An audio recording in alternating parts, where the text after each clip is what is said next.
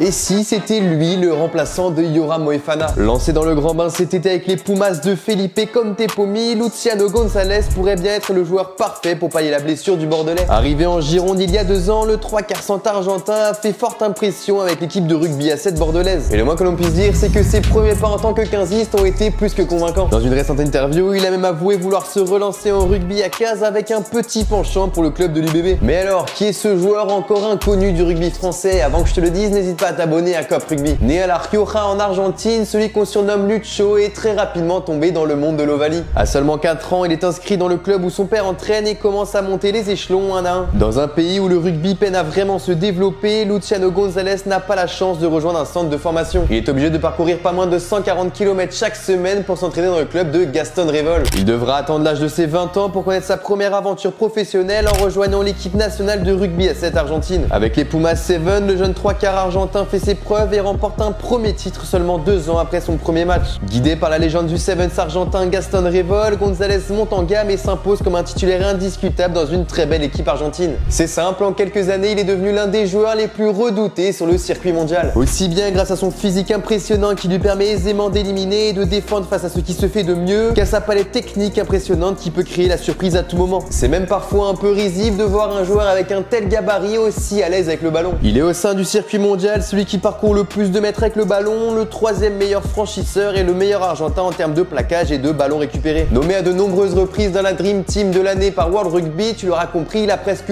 tout plié dans son domaine. Sauf les Jeux Olympiques et les Championnats du Monde, désolé, mais ça c'était pour nous. Bon, et le rapport avec Bordeaux, c'est qu'ils ont décidé de faire appel à 2 internationaux argentins pour densifier leur effectif en vue du Super Sevens il y a de ça 2 ans. Lui et Marcos Moneta ont débarqué sur la côte atlantique et ont joué de nombreux matchs avec Bordeaux. 2 arrivées qui ont permis au club de changer de dimension, de s'offrir des victoires d'étape et une 3e place lors de la finale l'année dernière. Et c'est pour ça que quand Yoram Moefana s'est blessé en début de saison, j'ai directement pensé à Lucho. Déjà sur place, il a récemment démontré qu'il avait les aptitudes nécessaires pour le rugby à 15, donc tout colle. Son arrivée en tant que joker médical pourrait permettre au club de le tester et de pourquoi pas le garder à la fin de son bail. Mais alors toi, t'en penses quoi? C'est une bonne pioche pour le club bordelais? Dis-le moi dans les commentaires et si tu as kiffé, n'hésite pas à t'abonner à Cop Rugby.